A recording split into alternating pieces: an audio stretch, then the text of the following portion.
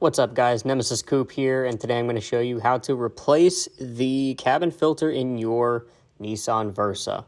Now we're going to go ahead and go underneath the glove compartment, take that door off, and take the old filter out. Pretty simple. And it's going to fight you a little bit, but just pinch it in the middle and it'll come right out.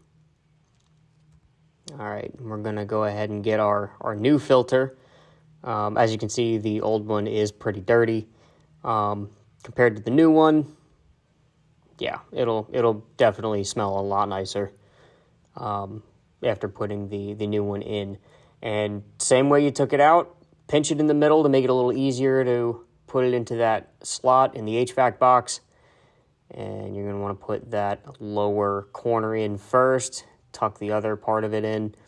And then as you are trying to put the rest of it in, go up to the top corner, right there closest to your finger, and right about there is you're going to push it in and tuck that corner up in there.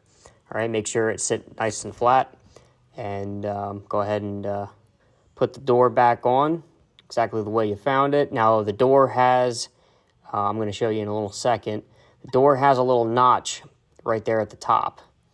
I don't know if you can see that. Yeah, and you're going to want to make sure that's hooked in first, and then click the bottom into place, and that is it.